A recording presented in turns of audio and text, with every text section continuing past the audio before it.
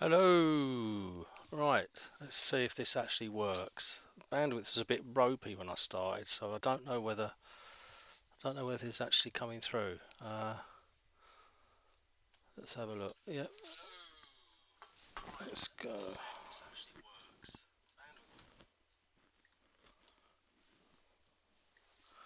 Right, here we go. Okay, I think it's working. Um, Hi James, am I coming through? Because this is I had a little bit of a bandwidth issue when I started. It was showing all sorts of things, but I think it's settled down now. Hopefully, it's excellent. That's what I like to see. Right, I'm I'm trying to get this to work as it should, and I think I've sussed it. So anyway, let's go. Right, first thing I want to do is this is the original illustration I did for the colouring book, and I want to turn this into a poster and a canvas print. Now the thing with this was designed for the book, which had a slightly different aspect because we actually had like an inlay. So the first thing I want to do with this is actually pull out some of these images and just move them about a bit. Now the first one I'll do is the actual monitor. Now with this, now I've got them all layered, so I should be able to move this about. And the great thing about this is I've actually masked off the original image, so if you can look there, it's actually been masked, so I should be able to just edit the mask and then move it about. Now I'm moving this about now, and what I'm normally like is I normally try something out and then I spend like 5 minutes doing it, and then I go back to how it was originally and think to myself, no, it looked better when when I first started editing it. So I'm going to try it a little bit. The plan is just to kind of move it, so if I put a guideline in here, sort of keep it so they fit in with a kind of rectangle and sort of an A4-ish sort of size. I'm not going to be too specific about the size because I can muck about when I get it into my layouting out, but just want to move these about so I can get it to look a little bit more sort of in line with what I want for printing. The same with this disk drive. I mean, that's up the top there. I want to bring that over a little bit, space it out, and do that. So anyway, I've moved that over, and let's edit that. So get me a little brush. Let's do that. So I can just do that. Pick me colour, white. Bring that up there. Now what I'm doing is, because I'm editing the mask, when I erase, I'm actually erasing the mask. So if I go over here, in theory, it should put the line that I originally drew back in. There we go. So if I did that, you can see the rest of the monitor there, which I don't really want. So if I go back, I can just kind of move it all about and tidy it all up a bit. Now when I first started out doing digital art, I didn't really know that you could do this sort of stuff. Because I'd come from a lot of pixel art, and when you do pixel art, you're always sort of doing everything really down to, it's almost like down to the hardware in a way, a bit like the old assembly language programming. You know, you're sort of hitting the pixels hard. And when I found out that you could do masking and all that sort of thing, I was like, wow, that's really cool. And I put it to good use when I did the colouring book, because I've not really known for a lot of this sort of work. You know, I love doing this sort of stuff, but most of my portfolio is pixel art. So when I was given the opportunity to work on something like this, I kind of jumped at the chance, because it allowed me to not only expand my experience of doing like more digital illustration work, but also got me into using Critter more, which is the software I use. And it really sort of gives you this sort of freedom to experiment, and it gives you all these facilities that to really kind of like play around with imagery, and as you're drawing you can have effects and all sorts of things. And so when I was doing the colouring work, I kind of utilised quite a few little bits and pieces just to speed up the process. And this masking, which is, you know, pretty simple stuff really, it just lets you sort of play around later. I mean, I'm quite indecisive sometimes. I draw something and I think, well, I'm not sure if that looks any good, or it's, you know, it's not quite right. But it just means I can go back and I can edit things out and I can play around. So really, I think that's, I don't know, yeah, that's not too bad. I think that looks all right there, I'm honest. I might just bring it up a little bit actually, because I don't really want it touching don't really want it touching the case, just a little bit like that. I want it to be almost parallel. I did think about rotating it, but the problem is, if you can see, I've got all these kind of like, these are my perspective lines, which I use for most of the to keep the lines in trim with the perspective. Now when I did the monitor, I forced it a little bit further. The reason being is, originally if I'd have drawn the monitor in, I had the monitor more facing towards it. I started drawing it and it just didn't look quite right, so I kind of angled it a little bit to the side, and I had another set of lines which I actually deleted the helper for that. But this one, I kind of like, I've got it in there, and I thought, right, okay, that looks about right. Now with these perspective lines, the beauty of this is that, again, you can put your, you can move these about and do all sorts of things. I can move that about, and you can play around with the angles and all sorts of things, which is what I used for when I did the book. I mean, I couldn't have done the book without these helpers, because it just gave me that that freedom to experiment with different angles. And hello, Dave Poo too. It allows me to experiment with different angles and just different ideas before I actually sort of got in and drew the thing properly. So anyway, let's give it. I digress a bit. I do waffle on, don't I? I do waffle on. So I've got that in, and the next thing I'm going to do is work on the external drive. See, I even remember to call these things. Sometimes I just have like new layer, and then I'll edit it later, or I'll just put new layer 1, new layer 2. So I've actually been pretty well behaved with this one. I've actually named everything beforehand. And again, with this, I can move this about, and I don't know, I mean, it's trying to balance it, because I'm trying to think of the poster, because I don't know if anybody's seen the poster designs that I've done on my site, but I've added like lots of text and around it, and I kind of ummed and ahed about that when I was designing it, because I didn't want to just put the images up like I did on the canvas prints. I wanted to put it a little bit different. But I'm now thinking maybe I should do some posters with just a few extra little sort of graphics around, and kind of reutilize some of these a little bit, but we'll see. But this disk drive, I'm going to try and centralize that a little bit, so it's kind of a bit more evenly spaced. I mean, I could go over there, but that looks a bit naff. But again, I can't go too far, because if I go too far up, then you're expecting it to go further back into the screen, because you don't forget, you're working in perspective. So I've got to kind of sort of keep it fairly sort of in this area, because if I go up there, it's going to look out of place, because in theory that would be a lot bigger if you brought it closer. So I've got to kind of keep it around there, because I did measure this all up when I drew it, to kind of keep it roughly within the sort of dimensions of what it would be when it was, if you was looking at it in real life. I've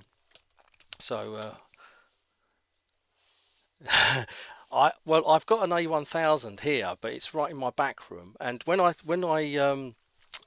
this is to Dave Poo too. Hi Dave. When I was over at the cave,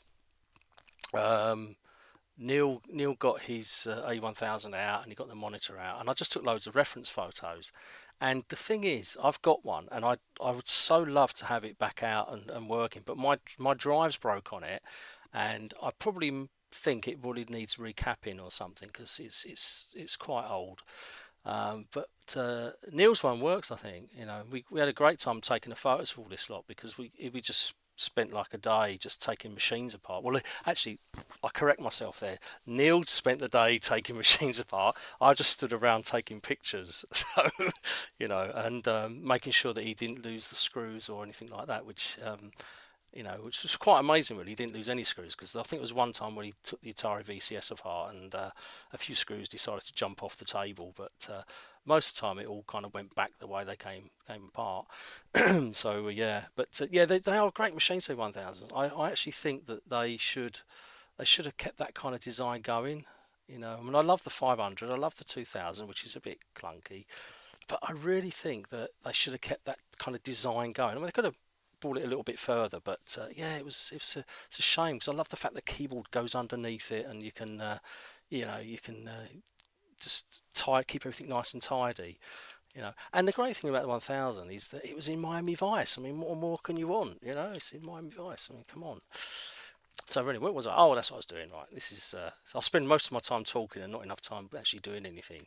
So right, the next thing I wanted to do, and I did make a start when I was testing this out, and that is to do the front RAM panel as well, because I wanted to play around with the positioning of that. Now I did already cheat a bit, because I did a little bit of this work in earlier last week, and I created a separate layer for this. And now what I want to do is I want to bring this in a little bit tighter, and I just want to move it up. And again, because it's in perspective. You can't really play around too much with it in terms of going further, because if I go further along, it's going to start cutting into the case because of that perspective.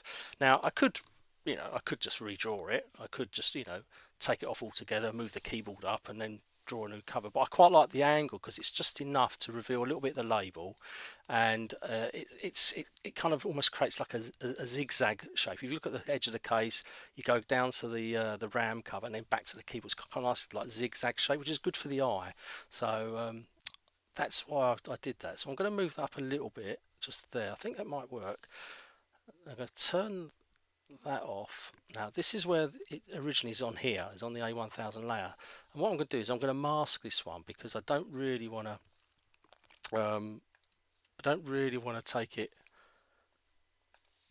take it out too much. It's otherwise, if I want to put it back, then I've already deleted it. So I'm going to make a mask for that one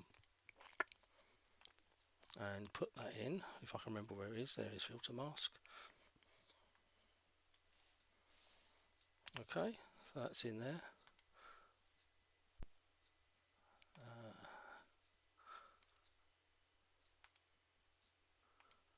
He says he's totally messing it up. Where's that gone in there? That should go in there.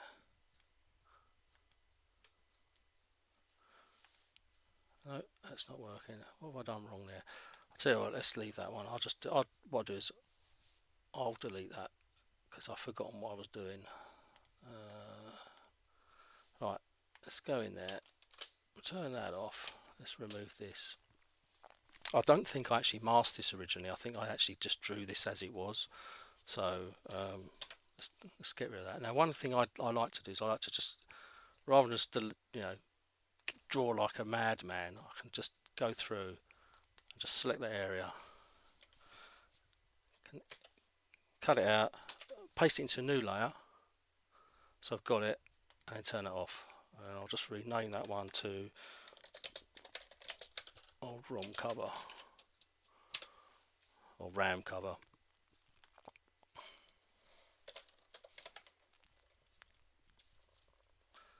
That's that. Right, so that's there. So now I can tidy this area up here, and let's bring the front RAM cover back in. So I don't need to worry too much about this stuff. I just need to mask that out. So where's that? That's on there. So if I just bring that in there.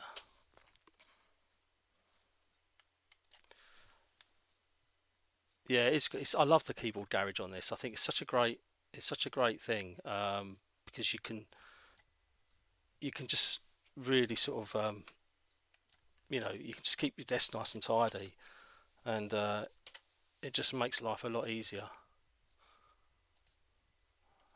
What have I done there?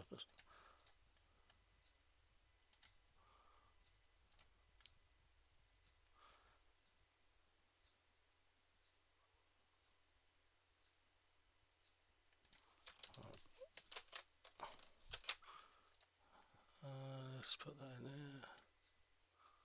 Right, so if I mask that in, now again, because I've got it on the case, I don't really want to delete this area here, because I might need it another time, and I don't want to destroy all the artwork, because it's a pain when you do something like that and you don't realise, you think, oh no, I've deleted it all. So now that's in there, so I can just take a little bit of that on there, like that. There we go. Left a bit in. The other thing I like about this software is you can do things like, you can obviously zoom in and out, but you can also rotate around and do, which is great when you're doing detailing, because you can, because I'm right-handed, so sometimes when you're doing like a pen stroke or a pencil stroke, you can go with the flow of your hand, and sometimes if you want to draw sort of, upside down, you can rotate the canvas around rather than having to try and do it with it in the same area. So I'm just having a little slurp of my tea, so I do excuse my slurping sound. hopefully this is all still going through. All I'm seeing is I've got OBS open on my other screen, and it's saying it's working. So hopefully it is actually doing that. Right, now I've put that in there, I can then bring the keyboard up, which is what the plan was originally. Let's bring that up to here. Let's move that up. Oh, the angles, James. Yeah, you gotta love a good angle, haven't you? So now this is the great thing. This is what I wanted to do. I wanted to bring this up a little bit, but again, I can't come too far forward because of the perspective. I mean, I could scale it down. That's an option, but I just wanted to bring it up a little bit, just so that it's a little bit closer in, and it just means, see, I'm not too fussed if it's right in those lines. It's just to give it a little bit more of a rectangular shape. So when I put it on a poster or put it on a canvas, I've got it there, and it's a bit tidier. So I'll put that down like that. Right, here we go. Yeah, it's not too bad. It's not too bad. A little bit further down. I mean, I'm not going to do too much. It's just these are just fine adjustments. Just I wanted to make it look like it's actually on. You've just taken it apart and you've just left the bits there, rather than to be too kind of like, pristine and too clean and too sort of ordered. So, but I can't go too far up because, again, I'd have to shrink the keyboard slightly and change the perspective, because it'll be, if you look at the gap where the keyboard would fit underneath the main unit, if I bring it too close as it is, it will be a slightly too big, so I'll have to scale it if I did that. But again, that's fine. I've got that on there. Now the front RAM panel, let's add a mask to that.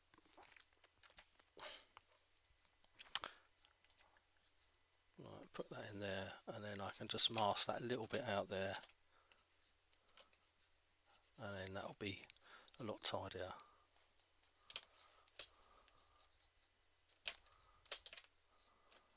Okay, I don't know what those artifacts are there. What's that from? That must be from the keyboard. That must be from the 1000 layer. Yeah, so I've obviously missed a few little bits and pieces there. Take those out. Again, I'm coloring on the mask rather than the actual image, so that way if I do want to come back to it later and fiddle around with it some more, then I haven't destroyed the original image. I never used to work this way. I mean, when I first started doing digital painting and digital illustration work, which was many years ago when I first discovered this software, or ink or whatever, and then I sort of saw somebody do that, and I thought, oh, that's really good. I tried it out, and immediately sort of that became my kind of sort of part of my mechanism for when I'm drawing stuff. And before that, I did actually use a piece of software called MyPaint, which is like almost like a precursor to this in a way, and that is really good as well. But Critter kind of has just become huge. It's been taken on by so many different artists, so many people are using it, and I do try to bung them a few quid in the development fund every now and again, because I do use it quite a bit when I'm doing this sort of work. So it's good to support the people developing this. And because it is free to use, I mean, you want to buy Adobe or one of the other pieces of software, you continue putting your hand in your pocket. With something like this, it just works. It's free, and it's good to be able to support them when you can. So right now, I think that's pretty much it for the actual line art. The only thing I'm not sure of, and what do you guys think? I'm looking at the mouse cable, and when I drew that, I kind of got a bit carried away, because I thought it was a little bit, because that's how it was when it came out of the box, when Neil was unpacking it. It had all been wrapped up, and I thought it looked quite interesting at the time. But I don't know whether I should keep the cable like that, or whether I should kind of make it a little bit less sort of higgledy-piggledy. What do you reckon, guys? Oh, Dave, the software's called Critter. That's Krita, and you can get that from critter.org. If you look in the video description, I did actually put there should be a link to it in there, and yeah, I used Lockman Go. I do use GIMP as well. I use GIMP for a lot of stuff actually. Between Critter and GIMP, I'd say that's my main sort of main two pieces of software outside of the pixel art stuff I use. When I'm doing a lot of game dev, if I do any game dev work, GIMP is fantastic for laying out sprites and just keeping things nice and tidy. So yeah, GIMP's awesome. Been using it for quite some time. I mean, I used to run Linux. I run Linux for about 7 years, and I use GIMPs all the time on that and Critter. And I've jumped back to Windows a few years ago, and it's just nice to be able to use that software on Windows as well. And it's just again, a GIMP is one of those pieces of software that it started off and it was okay, and then as time's progressed and it's got more support and more funding, it's just become really sort of functional and really good. But yeah, definitely check it out. It's really cool. I mean, if you've got a graphics tablet, Dave, it just works brilliantly. I mean, you can use it with a mouse. I mean, I've tried just because I'm cruel to myself sometimes, and it does work. But graphics tablet, it just brilliant. And the great thing about Critter, I'm going off a tangent again here, but great thing with Critter is on the pen you can bring up your brushes. These will be your favourite brushes, and you can click them in. But you could also, if I go down to the corner, you see I've got a preset list, which is the colouring book list. Now if I go to, you've got lots of different brushes in here. I don't use half of these, but what I did do when I first started doing the colouring book, I went through some of the brushes that are presets, and I just added them to my own little tab, and I just tweaked a few of them for myself so that I knew, and when I did the colouring book, these are actually the brushes I use for doing the colouring book. So it's pretty cool. Yeah, I think that's what I'm thinking, Dave. I think the cable does look a bit posed. I mean, it literally came out of the box like that. When Neil from RMC, he took it all out, and that cable just wanted to sit like that. I mean, in hindsight, I think really I should have drawn it a little bit less sort of, you know, like that. I should have just made up the lines, but I just kind of drew it roughly how it looked on the thing. But I think I'm gonna redraw that actually. Now there is a trick. There is a really cool trick you can use for doing cables, right? And this is what's really cool. Now let's close that up, and close that one up. Right, let's go up to the mouse. Right, and what I'm going to do, I'm so organised. Look at that. I've even got a layer called mouse wires. I mean, I haven't even looked at these layers until after. I mean, once I finished the colouring book, this file's gone into kind of like hibernation. So I haven't even looked at these layers since then, and I've actually amazed myself by looking at that. Mouse wires. I'd never normally do that. Stu's got organised. That's amazing. So what I'll do is if I turn that off, right, and let's try and work out a nice little. Let's try and work out a nice little line to do for this. Let's get a nice black. Right, okay, let's put a new layer in. New wires. Let's call it new wires. There we go. New wires. Right, now then. I'm not going to do this. Isn't the final image. I'm just going to try and play with some nines. Yeah, I think the cable does look like it's the star of the show. It's really funny because I remember when I took the photos and we tried to pose it. Well, I tried to pose it so that it would unravel, but it kept, because must have been in storage for quite a while, or it had been tied up, for a while. The cable just wanted to sit in that kind of curly sort of configuration, and yeah, it's mad. So, I mean, you could do, I mean, I don't know. Thing is, I don't want to make it so it looks unrealistic because the cable wasn't that long on the A1000. My one's in the back room here. I should really got it out, but yeah, I mean, where did it go? If it went, this is a rough. What I'm going to do is I'm going to do a very rough line, and then I'm going to bring in some guides, and then I can use the guides to create a really nice sort of nice line. Or I could use a spline line to do that, which will be really smooth.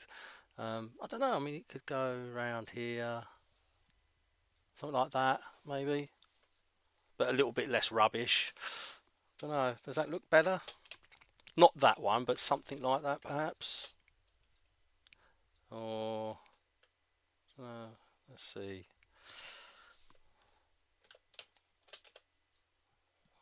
like that, and then you must want it to be sort of. That might look yeah. If I tie that up, it kind of looks like it's going up, doesn't it? It's not so good, but it's not too bad. I don't know. I know I do get carried away, Dave, when I'm doing drawing. I work in isolation in my studio, so if anybody ever walks past, I think that guy's mental in there because he's talking to himself and he's like, "Wee," you know. Um, but yeah, I don't know. It's weird, isn't it? I don't know. That might work. So now I haven't done this for a long time. I'm trying to think of where the line is now. Spline line. What I could do, I think you can probably do this with an assistant. Now the great thing with another thing with Critter, it's got lots of things called assistants, and every time they do a major release, they always add more assistants to it. Now this is one of them. So you've got splines, you've got perspective ellipses. It's just awesome. Now the one I used when I did the wires in the colouring book was the spline, and you can just put it down, and you can just do them. Now the only thing I wish it did have is to add the facility to actually add more points to a spline curve. You can't do that at the moment, which is a bit of a shame. So what I did is I think I ended up duplicating the lines, and then I think what did I do? I'm trying to think how I did it. I think I duplicated the lines, and then what did I do? I think I did duplicate the lines, and then I mirrored them, and then I think I drew over them. But you can see that doesn't. I want that to be a little bit more down like that. So what I'll do is if I do like that, so it's going to come out straight. So it's going a little bit closer. Line that up. See, the plan is the way it works is you draw your spline, and then you then create the brush size so it's really big. So it'll be the width of this bit here. You draw your line, and then immediately you take your brush and you make it smaller. So when you and then you set it to erase. So when you erase across the line again, you're left with an outline. Well, in theory, I say that it did work. I did that for most of the cables in the book, and it kind of worked. Sometimes I kind of got it wrong, and it looked like it had been in a fight, with a lawnmower, and there was bits missing. But most of the time, it kind of works. So let's give it a go. So I'm going to do that. Now I should be able to bring another one in like that. Bring that in there. That's linked to that one. So I mean, I don't know. I mean, maybe I don't know the full thing about this, but because I know that. See this, I just wish you could add more lines, but I've not seen any way of doing it. So I don't know what that does. I think it just moves it out of the way. But so you can do like that. But see, things I've got to try and keep this bit here sort of almost straight. So I mean, sometimes it's better just to draw the thing and not worry about that sort of stuff. But let's do like that. See, again, I might need to just bring that around now. And just do it like that.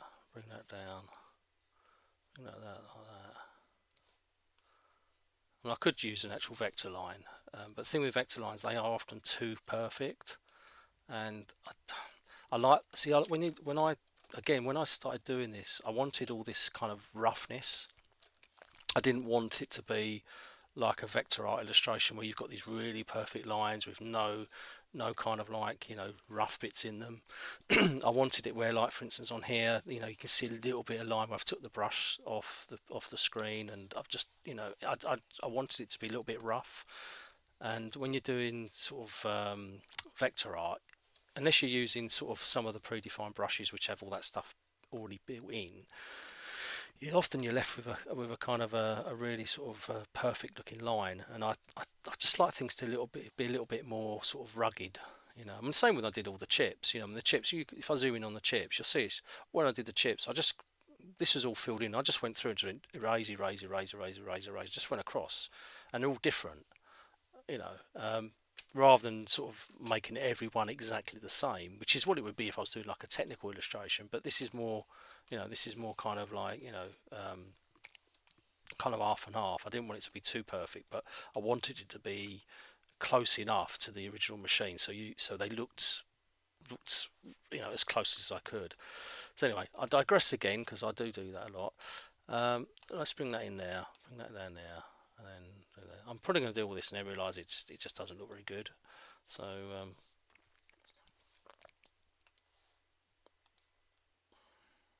let's do that. Move that over there. Right, okay. So I think what I'll do if I bring that down like that.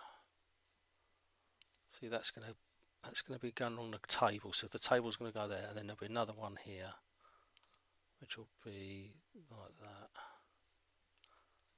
and that'll be sort of like that. Okay.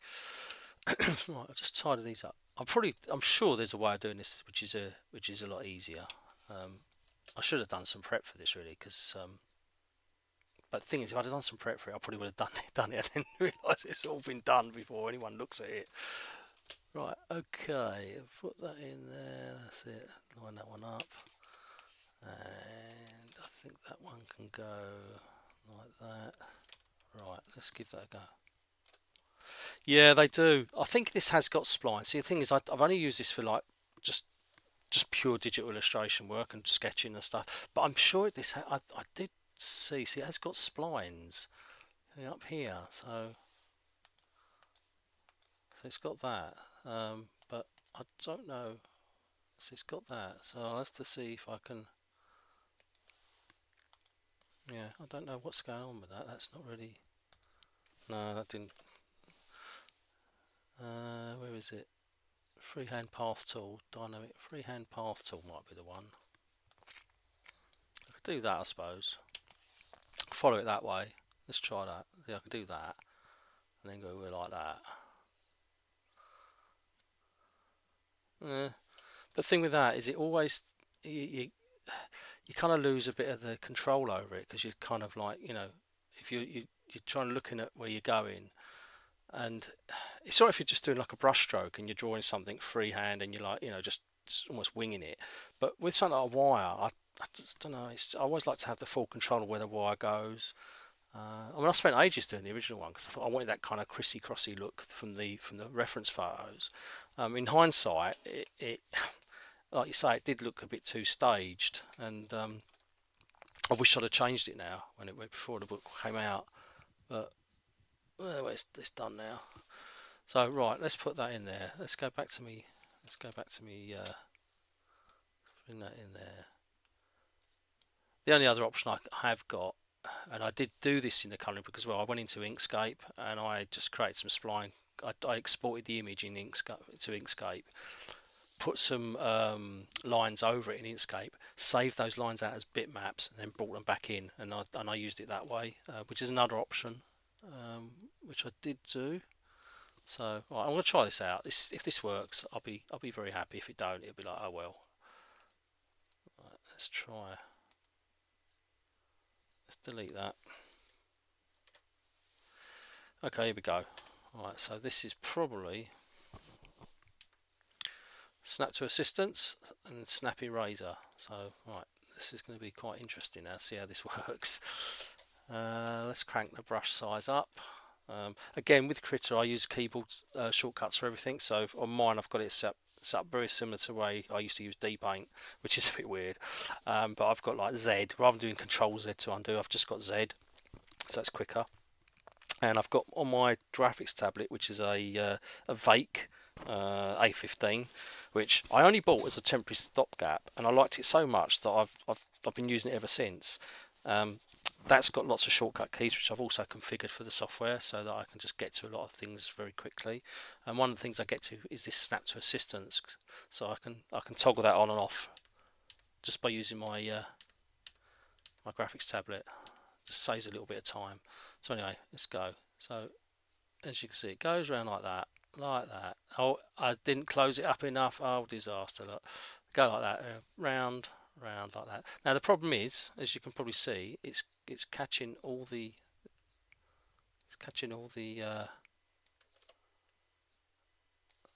pressure sensitivity of the brush. So now I want that to be like that.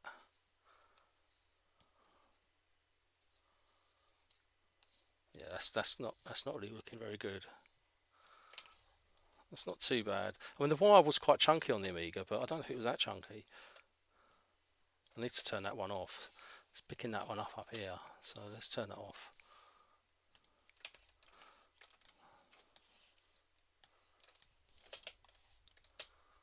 Yeah, that's not come out very good, that. So let's try and do it again, and I'm going to turn off the what's the other brush I had. I think this one's better. Alright, I think this is the one I originally used for the wires. It doesn't adjust the width, so it's a little bit easier. So if I look at that there, right, okay, we're in business. Now that's probably going to stop when it gets up here because I've not closed that up enough. But it's not a problem because the brush is the same width all the way along. It shouldn't really make any difference. I should be able to just go right up to the end and it will just join up. And then let's do the same with that one there. Whee. There we go. Go into here, and we're into that like that. Now there's a little bit of a kink there, but I can straighten that out afterwards. If I turn that off, I can adjust that afterwards. But what I'm going to do, I'm now going to do the same, but I'm going to use the eraser tool. So set to erase. I'm going to shrink my brush down. Let's do a little test. That's not too bad. A little bit more. Yeah. And then what you're left with is a nice wire. Now what I'll do is I'll tidy up the lines afterwards. There we go. I mean, it's a pretty cool little method of doing things like this because you retain the kind of hand-drawn look, but you're kind of cheating in a way. I mean, my hand is not always quite steady when I'm doing stuff, and it's really weird because I can draw a line really straight, and for whatever reason, I'll get to the end and it'll go wobble wobble, and think, oh, ruin that one. But with something like this, you can just you can kind of wing it a bit, and ultimately, I mean, let's be honest, if you're doing a job commercially, it's not about telling everyone you did everything by hand. It's about getting the end result. Now, if you can get the end result in half the time, why not? It's not going to make any difference whether you've drawn something by hand or you've used all this stuff. It's cool, isn't it? I mean, lock, aim, go. It's very, very good. I mean, I kind of. It's only because we had all these wires to draw in the colouring book. And I worked on different ways of doing it. I thought, this is going to be a real pain to draw all these wires, because I'll come on to the keyboards in a minute. But apart from the keyboards, drawing wires was an absolute pain because you've got to keep them all the same width. And, if you're doing like a kind of a characterized image, like a character, or even if you're doing wires and you're just going to free flow it, it doesn't really matter about the width too much because you can add a little bit of flair to the images. But when you're doing something like this, you're trying to keep the image as close to the original as possible. It's not quite a technical illustration, but it's not quite a characterized version of the machines. So you got to kind of keep it sort of within the realms of believability that is the cable that you'd see on that particular machine. And part of the thing is to keep the line the bloody same width, otherwise you end up with it looking a bit weird, like I did when I first started this spline line. I put the wrong brush on and it just went all over the place. So by doing it like this, it just looks business. Now what I can do, if I hide that painting assistant now, you kind of get a much different look. So I might even come back to this one. I might look at this tomorrow and go, do you know what, that don't really look so good. So anyway, let's delete that line now. Let's turn my snapping off. I'll delete this bit here, go up to this one, and now what I'm going to do, I don't know whether you'll see it, but there are if I recall, on the original connector there is a little bit of a gap between these bits, which I've kind of just hinted at, but I might as well retain that because just for authenticity's sake, as you know, it's just a little bit there. Bring that in there, a little bit there. I'll pull that one out. Oh, hang on, what's that? There we go. Right, okay. So there we go. Look at that. That's not too bad. I don't know about this bit. I mean, this still looks a bit rough to me, but I'll see. I mean, I might tweak that. I think when I come to do the colouring, I might just tweak that. I'll see, because thing is, again, the wire was confined to the box probably for a few months, and I don't even know what I think it was elastic bands or something. and it just didn't want to unfold when we took it out. When did art programs start having layers? Oh, I think, wasn't it Photoshop? I think, wasn't it Photoshop that started the whole layer thing? I'm pretty sure it was Photoshop. I used D-Paint back in the day, and wow, I mean, to think if D-Paint had had layers, phew, that we could have done some amazing bits in half the time, you know.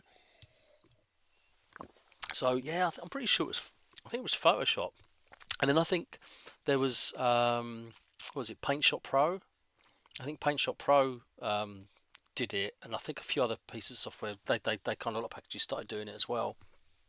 But what's really funny is the software I use for doing pixel art, which is ProMotion by Cosmigo.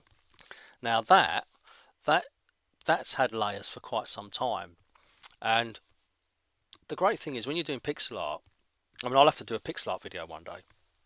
But the great thing is when you first started doing pixel art, which is like back in the days of like D-Paint, you didn't have layers, so you just had to do everything on one screen. And I think you had you could hit the J key and you could swap to another screen, and you kind of like, oh, work between the two. And then when layers was introduced to the ProMotion, it just kind of changed everything, because then you could say, well, actually, I could have like a shadow of on that layer, and then on that layer I could have like an outline, and on that layer I could have this, and before you know it, you've got this pixel art image which is actually built up of layers, which is unheard of, 15-20 years ago.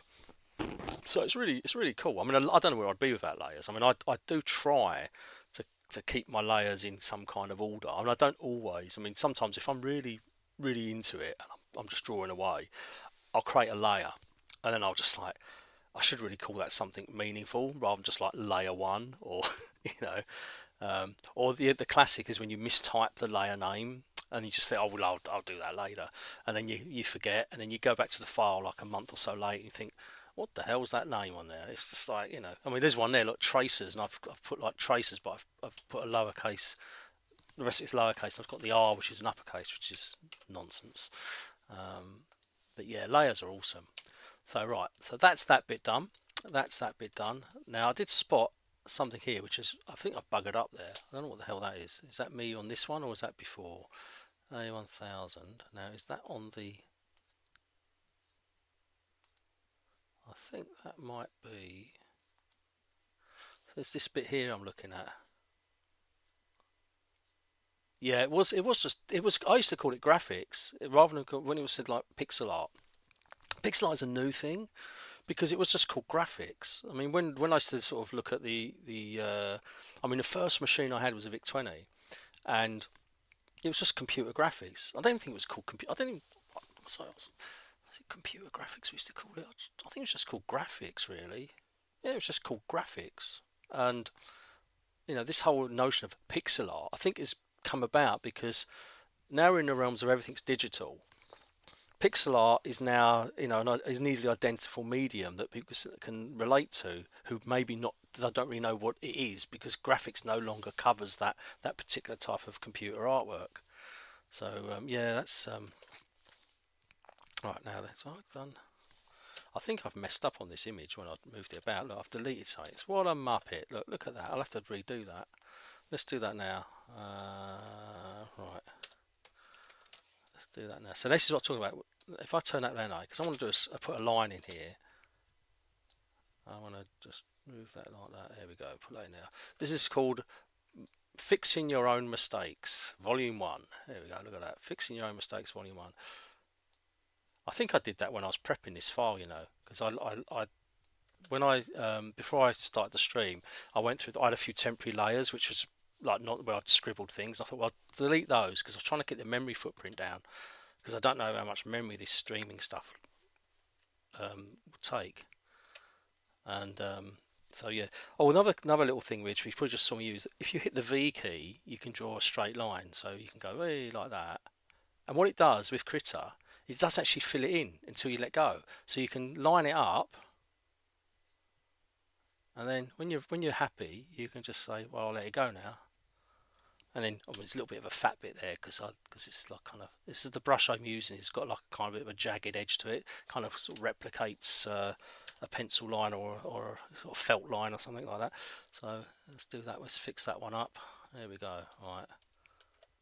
I need to get that in the middle. Let's take that brush size down a little bit. There we go. There we go. That's it. Right. That's better. Right. I fixed that. Label. I'm probably going to change this, but I'm going to fix it up anyway. I don't really want to leave it open. And the thing is, when I was doing the coloring book, there was quite a lot of there was an awful lot of work to do in the time. And I mean, like when you see this label, I've just put the line in. I thought, well, I'll just put a line in there. I didn't bother to close it up. I mean, really, I should have just closed it up. And this one, I just let it go off to nothing to hint that the line's there. I mean, sometimes you can get away with just putting less in than you need to, because when you zoom out, nobody's going to really get that close in. I mean, because I'm a pixel artist, you know, I was going to say by trade, I'm a pixel artist by trade, don't you know? I tend to go and do everything at a really close level, even when I don't need to. So when I was doing this lot, I was coming in and I was saying, no, Stu, you got to step back a bit, mate. You know, this is like, you're too close. I mean, like, for instance, I started doing this and I thought, actually, I've just got to hint at the cable rather than actually putting every line in, you know, because the eye will automatically fill in all these bits and pieces here. You know, the fact I've put that in there, you automatically see the lines going up and down. So you don't have to worry. But right, okay, so we've done that. I'm still not sure about the positioning of that disk drive. I might just bring that over one more touch there. Let's bring that over. Here's the T key to tell it to move. I'll just move it over a little bit there. So it's trying to bring it in so it's kind of equal here, but sort of just a little bit. Yeah, I think that might look better. Okay, so let's move that around. Do you know, I think that's not too bad actually. That layout kind of works, I think. I didn't want this in line with that because that will look too staged. Likewise, I didn't want this in line with that because again, that looks too staged. But as long as it's within the bounds of a rectangle, I can play around with that when I do the laying out in the other software I use. When I do the laying out for all the posters and the canvases, I use Affinity Designer and Affinity Publisher for that, which just works brilliantly. I don't, and the thing I like about Affinity is that it's not a subscription model, so you just pay once, and then if you don't want to upgrade, you don't have to. You know, and I mean, I probably will upgrade at some point because I know they're bringing in lots of new features. But for me, the software works, you know, for what I need it. You know, I don't need to worry about all the extra features just yet that they're offering. Right, okay, so let's save that out. Now, what you can do is that's the old mouse wire, which is a bit of a mess. So that's the old one. That's the new one. What I'll do is I'll just keep that in now, lock that one off. There's the new one. Let's put that on now. Old RAM cover, that's in there. Let's lock that one off, get rid of that. Okay, so we're good. And I've got a white background here. I don't think I really need that. Let's delete that. I don't need that. That's from the old file when I was doing the coloring book. Now I don't know what that is. That's a paint layer 1082 pastel. What the hell is that? Nothing. That's a right. Let's delete that one. Okay, I'm trying to keep the file pretty lean because once I start adding extra layers in, you'd be surprised how much memory this thing takes up. Well, at the moment I'm using like 894 meg, which is pretty cool. You know, I mean, this is quite a big file. So I think originally I did these at 600 dpi to be. I don't know if this one is. I think this might be just under. So again, which is why when I was rambling on earlier about, you know, getting in detail, it's pointless because at 600 dpi you'd have to blow it up to some ridiculous size to even see those pixels. So, you know, but I do like detail. I do like to have a lot of detail in my work if I can, you know, if the work requires it. Right, so the next thing I'm going to do is I'm going to bring a layer up here, and this is going to be the base fill. Drop that down there. Okay, I'll lock all these off because one of the worst things you can do when you're doing digital art is you sometimes, if you're not paying attention, which I often do, I get distracted, is you can go on the wrong layer and you start filling in here and drawing in there and you realise, oh, I'm on the wrong layer, and then it's like, ah. So I've got into the habit of locking all my layers when I'm not using them, so that way, you know, I don't mistakenly hit them when I'm moving up and down. Right, so next thing I'm going to do is I'm going to do a base layer. Now what this does is it gives me like a blank sort of feel to work from. There are several ways I can do this. I mean, Critter's got this thing in here which lets you have a you can fill it with a colour. I'm not just going to pick any up. This isn't an Amiga colour, but I'll just do a close approximation for now. What I did on the other images I've coloured in already is I looked at a load of photos and I just kind of picked a rough hue based on the photos of the cases. The hardest one was the Commodore 64 because trying to find a Commodore 64 that's not got yellow in of some kind or has got like a consistent colour with all the other ones is quite difficult. So I kind of went for an average between a few different hues on that one. So right, so I've got this in here. What you can do that and it'll probably fill the whole layer in now. Yeah, so now there is a thing on here where you can boundary color. Now this is the cool thing. You can take the fill to a boundary color. So if I do that, it should. I think it should work. Do I take it on all layers? I've got to do it on all layers. Hang on. Where's the layer? Is that the one?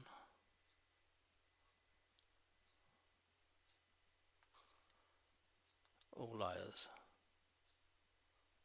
I think that's the one.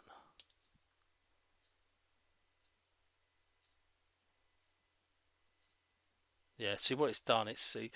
I don't tend to use this tool so much because it is brilliant, but with something like this, I just find it it doesn't always do exactly what I want, and I spend. See, I've just clicked the end there. So hang on. Oh, come back. There we go. So I mean, you can get most of your colouring in by just doing this, and it'll do a pretty fantastic job. You know, a pretty good job. But with the keys, it's best to just do a selection fill. So what I tend to do is I tend to put all this in here like this, and then I'll go around afterwards. See, there's a gap somewhere, and it's supposed to have an option for that. There's a threshold. I mean, I can probably crank that up a bit, see what happens. Hey. Yeah, there we go. In there, like that. The other way to do it is to do this, and this is the preferred way I do it, which takes a lot longer, but it just means that I have full control of where the colour is, and I can then, you know, I can do it in sections if I want. You know, I can just say, well, I'm going to fill that section in. Maybe I'm a control freak. Maybe that's why I like doing it all like this stuff. No, I need to turn it off as well. What's that? That's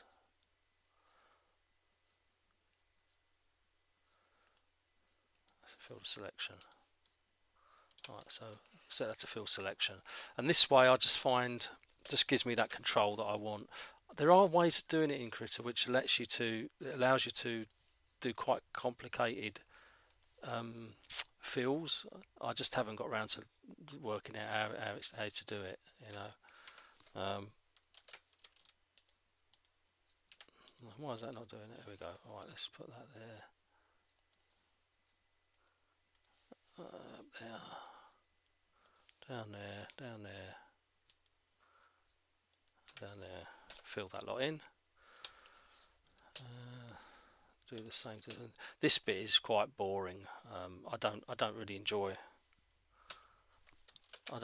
this bit of doing the drawing stuff because it can take a long time to do it all. I mean, the other way to do it is to fill the whole thing in and just go around and delete the outside, which is one way of doing it. But again, am I a sucker for punishment? I don't know. You know, other ways you can just do this, fill it in like that. I suppose really, I tend to use a mixture of all different ways. I mean, when you get lots of detail areas like that, there's no point doing a selection fill on there. You must just fill it in by hand like that. And the same with these, just like that. Because by the time you've hit the selection and then hit fill, you might as well just coloured it in. Save that out. Yeah, I mean that's not really a good colour for the Amiga, but I can adjust that afterwards. I just want something that's near. One thing I did put on the chat, which I was thinking about with this screen, whether to put like Kickstart on there or the Workbench screen or you know, something of relevance, or whether just to keep it black with a nice kind of like sort of reflective sheen on it. So that's something that I'm going to have to think about what we're going to have on there.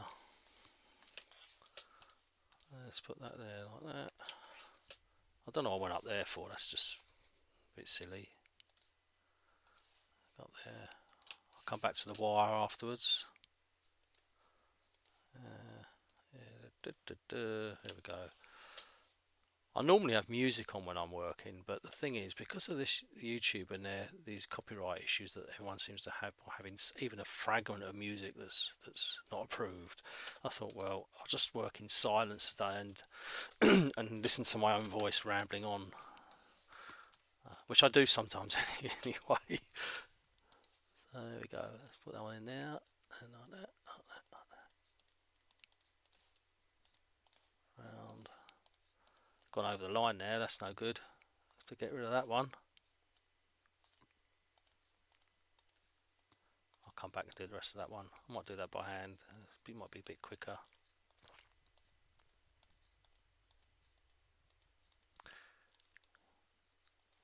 Where am I going? What? See, look, that's what happens when you look at something else when you're trying to do this.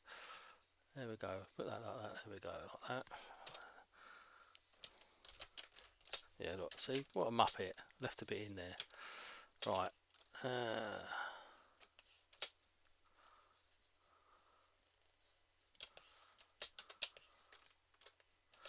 What I can do, if I click on Snap to Assistance, it should let me use those lines still. There we go.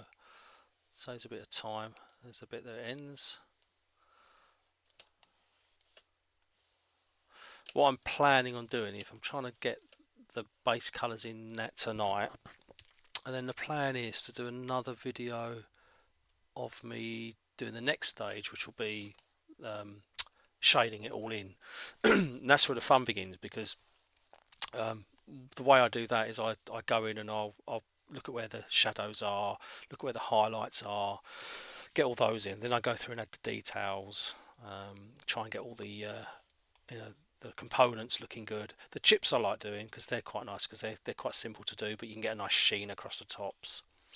And yeah, it's pretty cool. I do like the next stage, but this bit's kind of like the I suppose like anything, it's like the foundation, the groundwork, and it can take a while to do this bit. And I mean, in hindsight, maybe I should have pre-done this bit before the video, and you know, then all I've had to do is just edit the fills into the new places once I've edited the the line art.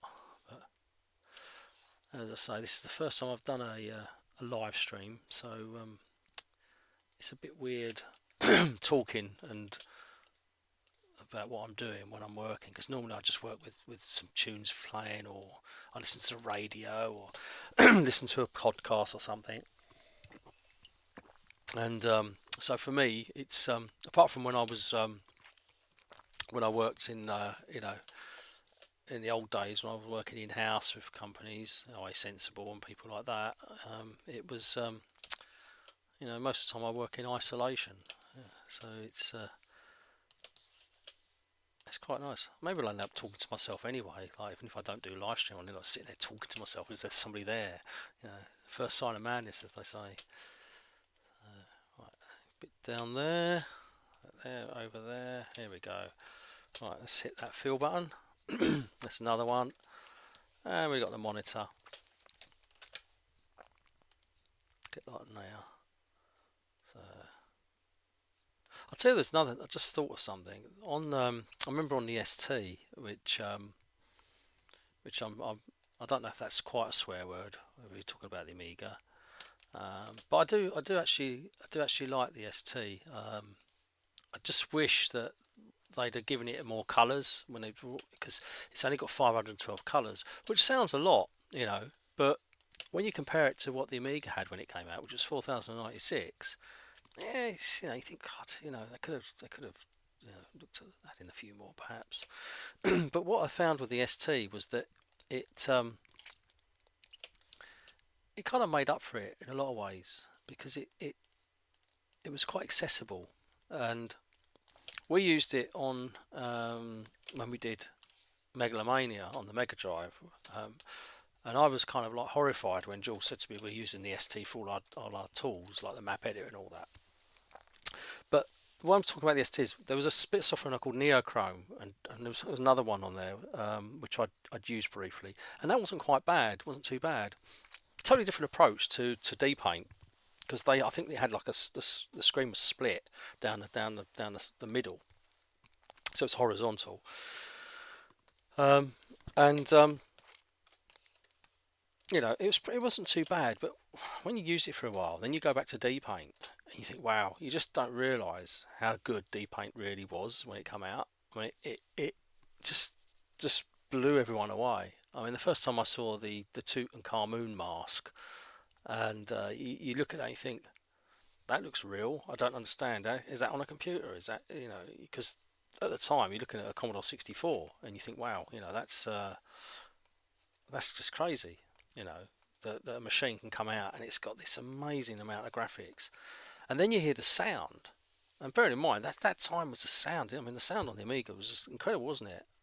I mean, I mean, coming from I mean, the SID chip was amazing on the 64, but it when you hear the Amiga for the first time and it's actually playing samples, and then they said it could play samples from the Fairlight, you think, whoa, that's amazing, you know. But I always wondered if Commodore hadn't gone the way they sort of ended up going, what would have happened if they'd have included something like a SID chip or a version of the SID chip in a future Amiga? I mean, imagine what that would have been like. You know, you've got the power of like an enhanced, you know, Amiga audio with all the sample playback and all that sort of stuff, faster processor, you know, trackers and that.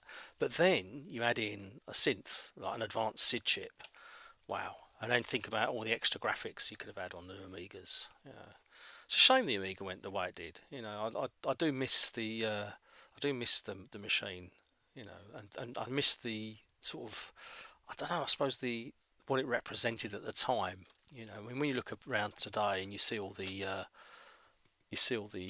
you know, developments of new machines, and you know, you look at all the technical aspects of all this new hardware and what these graphics cards can do, and all the visuals that you can produce. It's really boring, I find, because it's all the same. It's just more of the same. And although they are mind blowing, the visuals, it's just all more of the same. You know, there's just no real kind of like excitement anymore. And that's what I used to when I was growing up. You'd see all that. You know, you'd see like an announcement there would be a new machine coming out. You thought, oh, what's this new machine got? You know, what's it going to do? And you'd be looking at all the magazine articles and reading all the hardware specs that were leaked, because no one ever told you what the real hardware specs were. You'd have to kind of guess, and the journalists would have to guess what it were. And it's all that kind of like, you know, all gonna have to work out what the new machine's going to be like. And you don't really get that now. I mean, you do in a way, but it's just not as exciting. I mean, when they announce, oh, there's a new PlayStation coming out or the new Xbox, it's like, oh right, okay, you know, more of the same. So yeah. Anyway, right, that's that bit. So the next bit, I've got to colour this one up. Because I think if I remember rightly, I'm gonna get my reference photos out in a minute, because I can't bloody well remember what these bits are. These are just guidance colours. I'm just separating these elements off so that when I come to do it properly, I can just select by colour, and then I've got all these already done. So I should have actually done this the other way, but never mind. Let's negative select this centre bit, because I should have done it the other way around, but hey ho, never mind. It's because I'm talking, you see. I'm not paying attention to what I'm doing.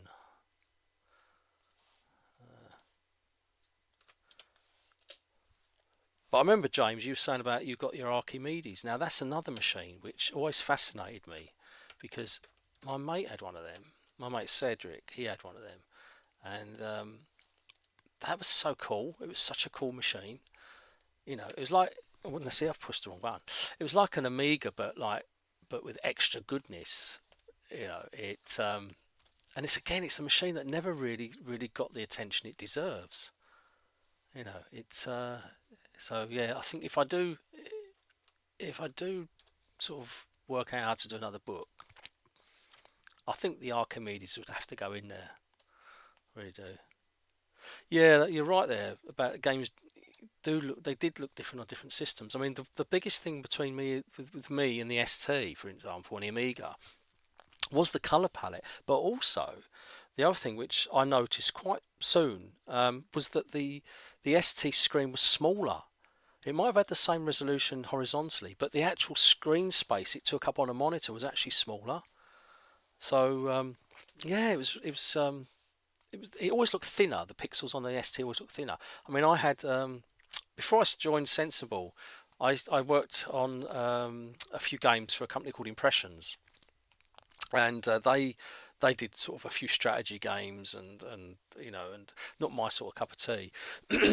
But I bought a 1040 ST off of one of the guys from Impressions purely for development, because I thought, if I'm going to be working on the ST, I need a machine to test the work on so that graphics actually look like they should do. Because the thing with the Amiga, because it's got more colours, you can play around with the palette, and, you know, you can kind of emulate ST colours on the Amiga, but you can't really tell unless you see it on a real Amiga what those colours are well. But the ST really couldn't. So the ST, you had to kind of stipple a lot of those graphics to get that kind of sort of in between colours. And I remember getting this ST, and I got, what did I get? I think I got a couple of games with it. I think what was it I had? I think I had a couple of strategy games on it. But the ones I remember really looking forward to getting were the Jeff Minter games, because he, for some weird reason, you'd think he would have jumped from the 64 straight onto the Amiga, but he didn't. He went from the 64, he faffed around on a few other bits and pieces, and then he went to the ST, and that always puzzled me, because being a Commodore man, from the early days of getting into home micros, I was like, I can't believe Lamasoft is now publishing on the ST, but they've done nothing on the Amiga other than ports from the ST. So yeah, but again, you look at the games. I mean, the ST games that Jeff Minter did, they always run slower on the Amiga because they were just ported directly from the ST to the Amiga, and they didn't really take advantage of all the extra hardware. And of course, the Amiga's processor was slightly slower than the ST's, if I recall. So all that grunt that you're pushing through the processor, the Amiga couldn't do it with the processor alone. It needed the custom chips to give it all that extra oomph. But yeah, it's funny when you look at all the history of these things, and you kind of you remember some of these things that happened, and you think, wow, so much has gone on that you forget, and then you can be talking about something else, and it just pops up into your brain. You think, oh yeah, I remember that. So yeah, that's right. Let's do the keyboard now, which is I love doing keyboards. These are so much fun. Not. I mean, shading keyboards during this colouring book, I can't even remember how many I did, but it got to the point where I was like, oh god, I got to do another keyboard, and I mean, just colouring the base colour is one thing, but the real like kind of slog is when you're doing the shading, and you're shading every key. And the thing is, you've got to look at the reference photos, because the thing is, some keys are really got like an indentation in them, and other keys are quite flat. And of course, if you're drawing something, you've got to kind of reflect that the angle of the key in the way that you shade it. So yeah, I think probably if I do the keys, it'll probably be on the. I'd say they'll probably be on the second or third. Where am I? See, I've made a mistake again. It'll be on the second or third video I do doing this, because this will probably be taken. I reckon it'll probably take me, probably about 3 videos to do this. I reckon. But yeah, I'm gonna cut across here, because what I do is sometimes you can mess up, and you can let's do that a nice grey. Let's do that, fill that there. Let's just do that grey for now. As I said, these are just like reference colours, and then what I'll do is I'll mix these colours up afterwards. I mean, other artists probably do this a lot quicker than me. You know, I mean, this is just the way I do it. I'm not saying this is the way to do things. This is just the way that I do it. I mean, there are probably much quicker techniques that other people will use, but for me, this is just how I do things. But let's have a look. What we're saying. Yeah.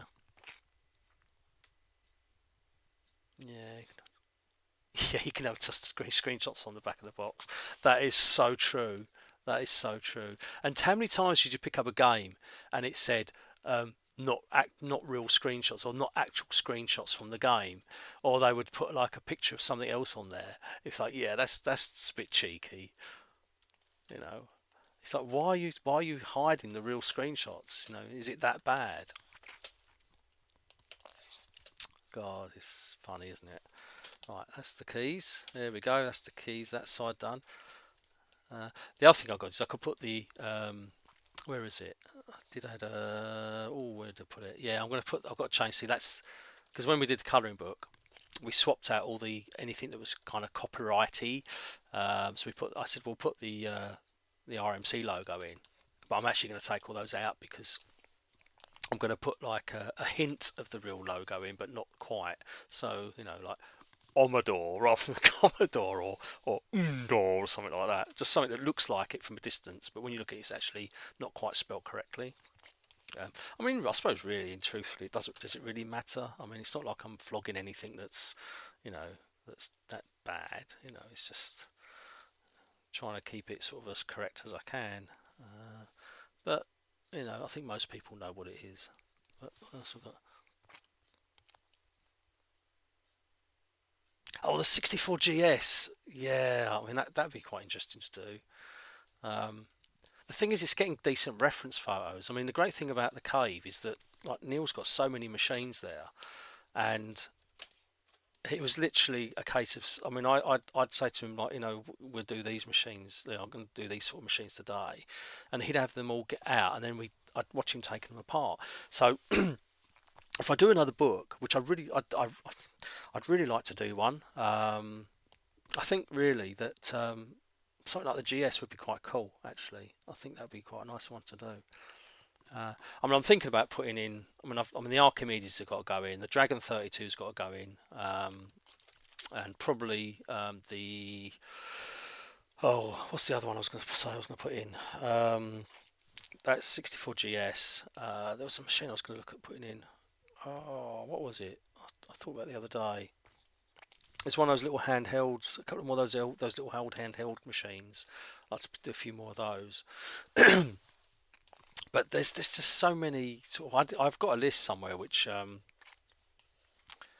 really should, you know, I need to look at because I wrote it about a few months after we finished the first book, and I need to revise that list and look at realistically what machines, you know, we could include.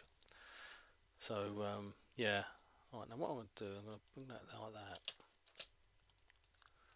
I'm going to do a little bit of a bodge here because I want the cable to be selectable. So I'm going to fill this in with what was the colour? It's a slightly darker thing. I'm trying to keep it similar to the hues, but not quite because I'll finish these hues off when I do it properly. What I'm going to do now, I think if I do select I should be able to select.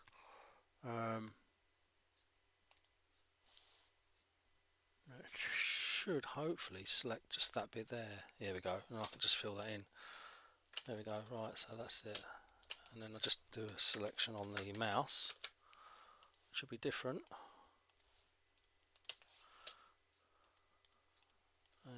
Put that up there. This is one thing really does frustrate me sometimes when you're doing selections. And there's not many things I say about the Critter, but if you want to select something that's near like a guideline, it will think you want to select the guideline. That needs to be put on a system that can be disabled when you're doing the selection tool, I think. Well, that's that one. I I think the mouse is roughly the same colour as the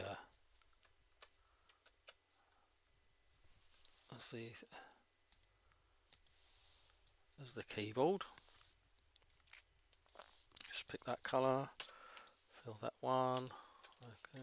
The mouse buttons were a little bit darker, so I must just draw those in. Just change the colour of that. So I'm just trying to make sure that all these shades are slightly different, so when I come to do this properly, I can select them very quickly by using select by colour, and that way I haven't got to go through all this long-winded process of manually selecting each zone again, because it just takes so long. I mean, some of the stuff like the components, I normally do those just, you know, I don't bother, I just colour them in when I come to do it properly.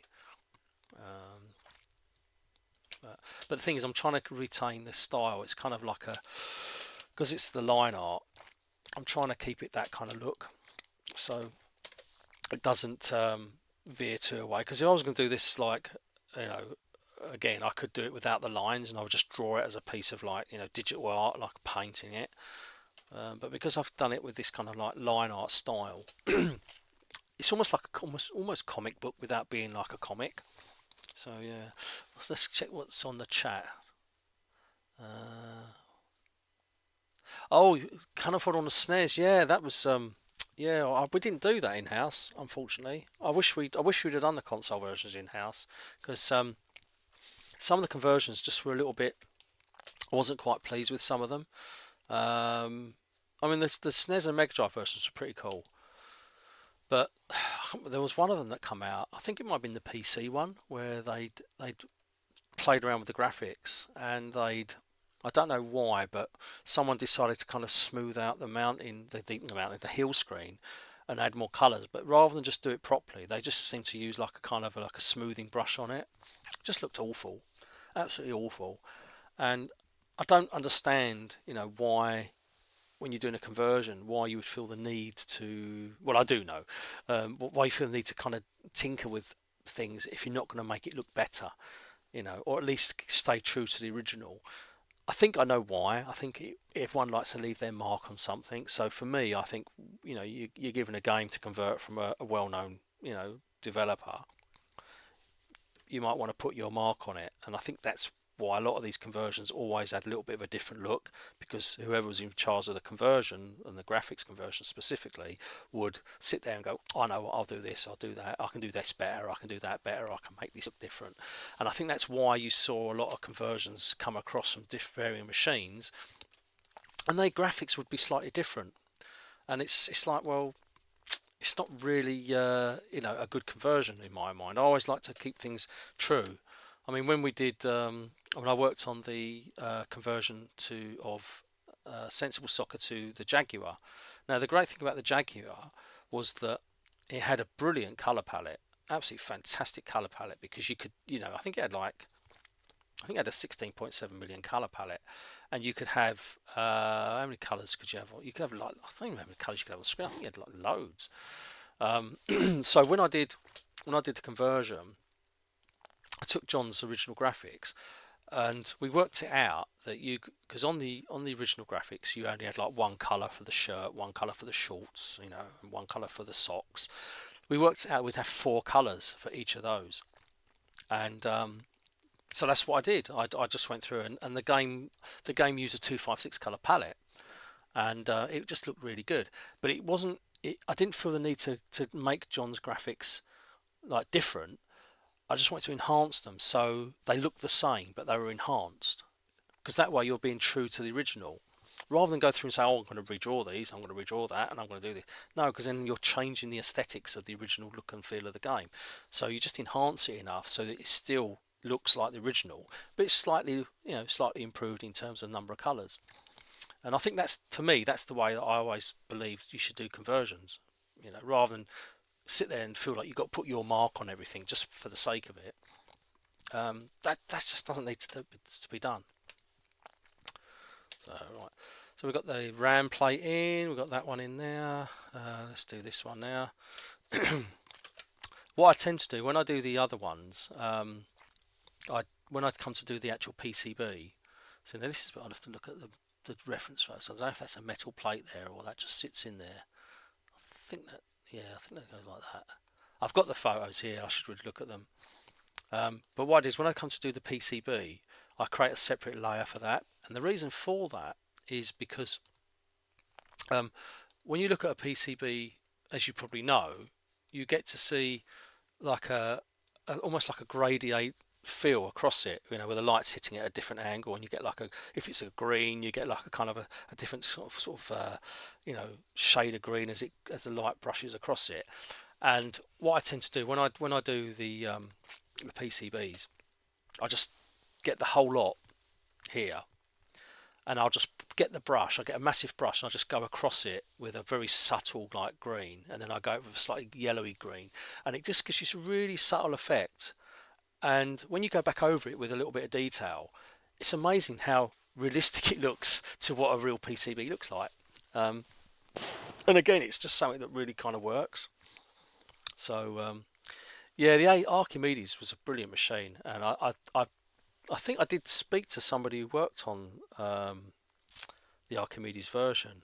What was the guy's name? Because he did message me ages ago. We talked on social media, and yeah, it's such a great machine. I mean, it was very expensive though, wasn't it? The Archimedes. It's a really expensive machine to own. So if I remember rightly, it was pretty pricey. But then I suppose all Acorn machines were really, and you know, which is probably why not many people got them. But yeah, I think it was a pretty good machine, that Archimedes. Right, so let's get this bit done here. I'm winging it a bit now because I can't quite remember if these bits were actually silver, but it doesn't really matter. I'm just going to go across like that, across like that. There we go, that's it. Right, and into there. That one like that. I'll put that one a bit grayer. I think it was like that. I'm going to look at my reference photos after this and think, oh god, that's wrong. Oh, 600. That's not too bad, I suppose. Was that that's the 3010? Was it? The 36? Because that was I think that's the one my mate had. And that was, yeah, I really like that. And I like the OS on that as well. The OS was pretty nifty.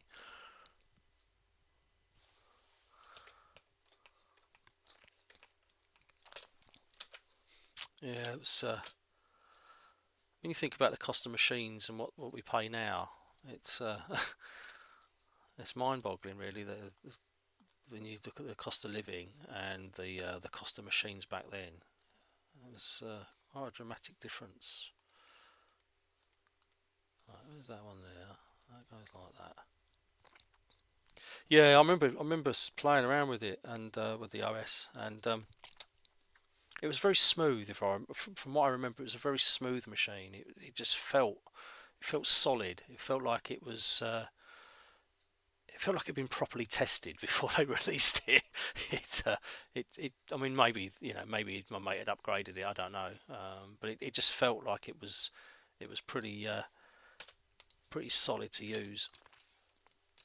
Right, so that's those bits. Let's get the chips in. We'll do another layer for those.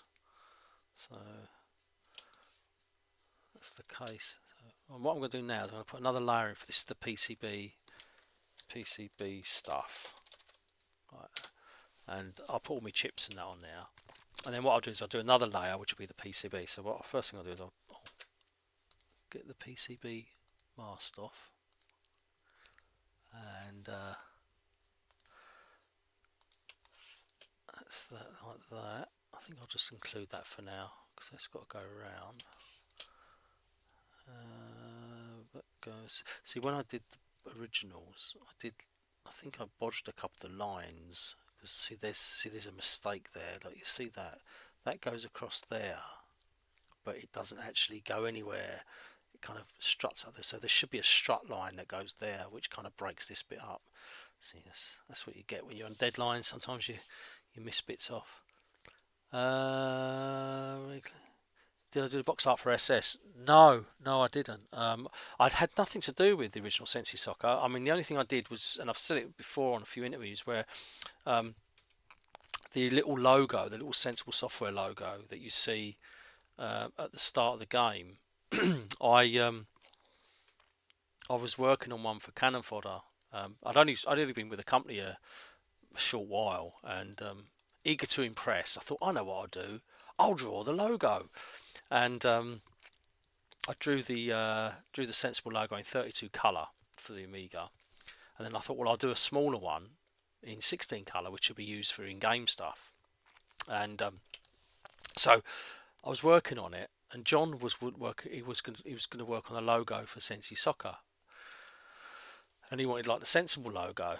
And I said to him that, well, I've got this one I've been working on. You can have that. Save drawing, drawing another one. You might as well use this one that I've just drawn. So that's the only bit of art of mine in the original Sensi Soccer. The rest of it is all John Hare's work, and the subsequent version was John's work as well.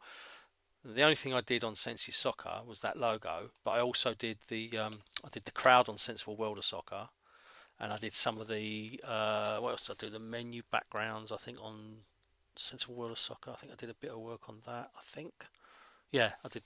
There's like a rotating, not rotating. It was like a sphere football globe thing. I did that, and yeah. So I always have to make sure that people know that I didn't actually do Sensi Soccer, because it's very easy with the with the way time works, is people can kind of forget that you didn't do something, and then before you know, you're being credited for something you didn't do. And I thought, no, I can't. So I always made a point of correcting that, so that I'm not actually credited for Sensi Soccer. I worked on the conversions. I worked on the Mega Drive version and the SNES version, and I worked on the Jaguar version. And I would love to have done an Amiga AGA version. I think if we'd have managed to do an AGA version of Sensi Soccer and Cannon Fodder, I mean, Cannon Fodder AGA would have been amazing. That would have been something I would have really got my teeth into. But alas, the AGA system never really came out in time for to sell enough units for us to really make it worthwhile. I mean, at the end of the day, as a developer, it's a business, and you can't really develop for machines that that aren't going to make you any money. If the sales aren't there, then it's no point doing it. So it's you just have to be a bit commercial in that respect. But other than that, I mean, I think most of the stuff we did, we tried to keep it available for most of the most common machines. I mean, a lot of the time the publisher decided what versions would be done, and and we just if we did it in house, we did it in house. If we didn't, we didn't. It's a lot of it was down to financing and time. We couldn't always get the time to do all the versions ourselves, so it was easier for the publisher to get somebody else to do it. I wish we'd have done more console stuff in house. I loved working on the Mega Drive.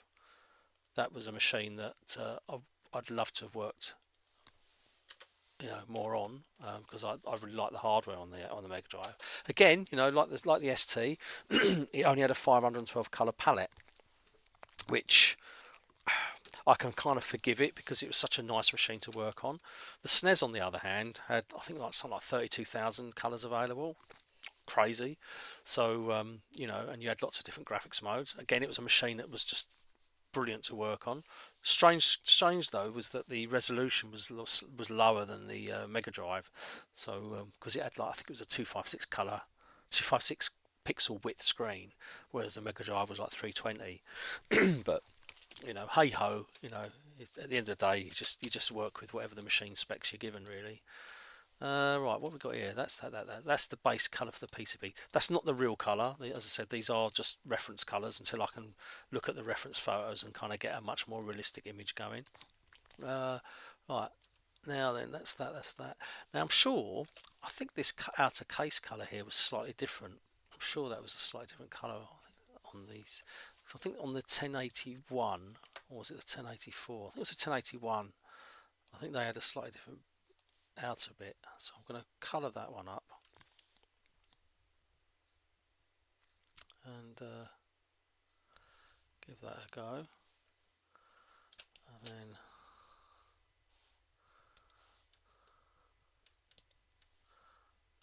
that should really, no,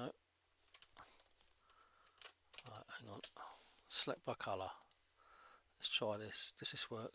Where's select by colour? It should be on here somewhere. Select by colour, hang on, where is it? Am I missing something? There we go, select by colour. Why is it not working?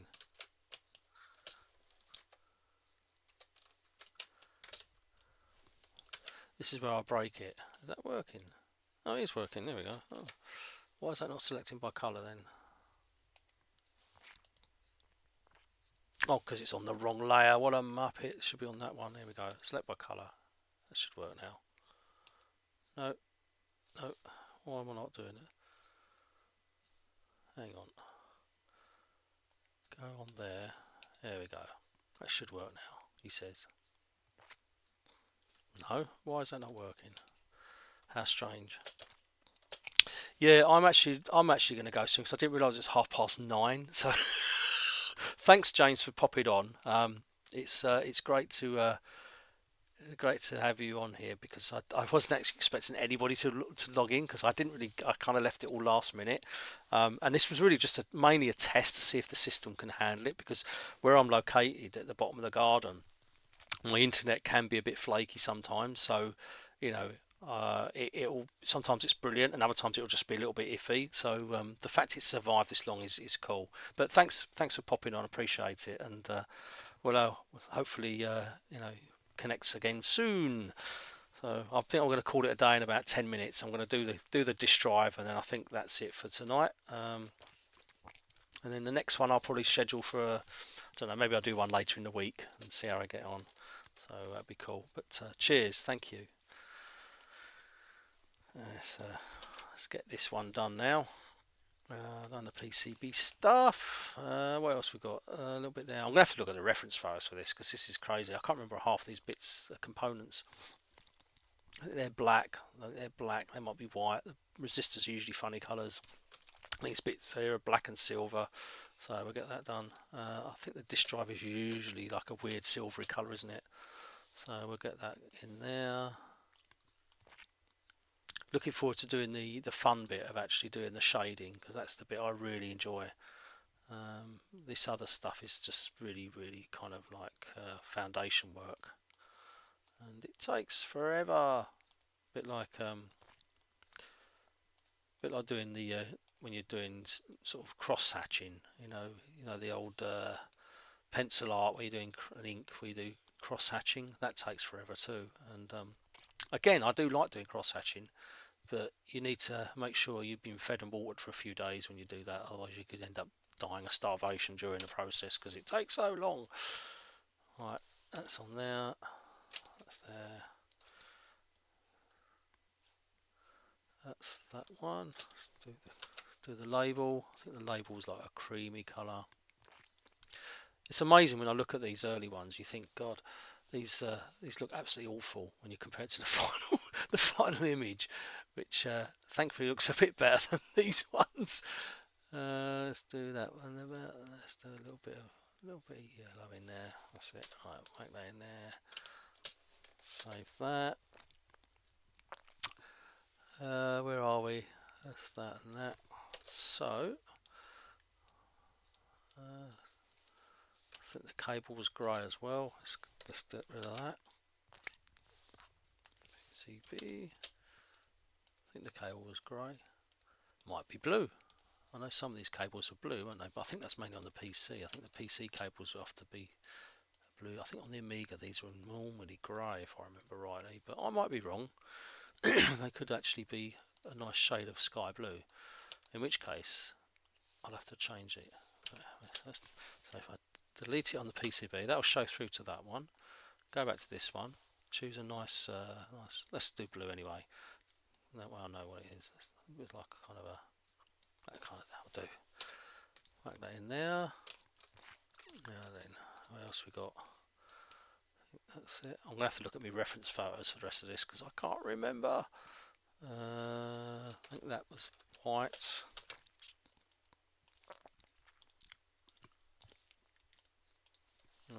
Let's put that on there.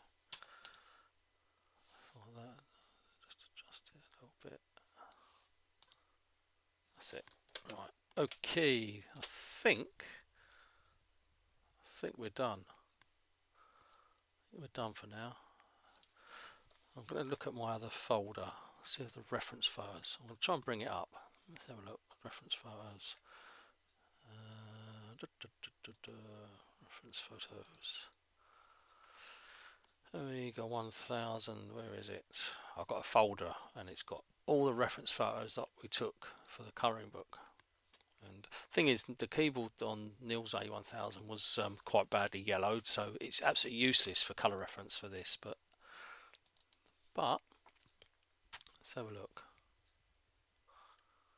Yeah. Well, that's quite mad. Oh, it was grey. Right. Okay. So. Yeah, that's quite mad. Right, okay, so I think the next time I do this, I'm going to actually have the reference photos to hand, because I wasn't intending to stay on here this late, but it's been a lot of fun. I think I'm going to call it a day now, because my throat won't hold out much longer. So thanks for watching. I appreciate you spending the time watching me waffle on and taking rather a long time to do the drawing. I don't normally take this long. It's probably because I'm talking. So normally I just sort of just hammer through it, but because I'm talking, I'm like taking time out looking at the screen. But anyway, appreciate you logging and watching. If you're watching this on a replay, thank you very much. I'm hoping to do a few more of these. This is the first time I've done this, so I'm still kind of finding my way, trying to find my voice on how to do it. Hopefully I haven't bored you. And as all YouTube people say, which I'm not really a YouTuber, I've got no intention of starting a full-time channel or anything like that. It's just a little bit of light-hearted fun. Please like and subscribe, which is what they all say, don't they? And if you want to buy any of my work, you can visit the designdroid.co.uk, where there are prints of stuff that I've got on there. Likewise, if there's anything you would like me to do, artwork you'd like me to draw, or prints you'd like to see, or suggestions of anything that I've got, drop me a line either in the comments or drop me a message on social media, and I'll have a look and I'll get back to you. Anyway, thank you very much, and see you again soon. Cheers.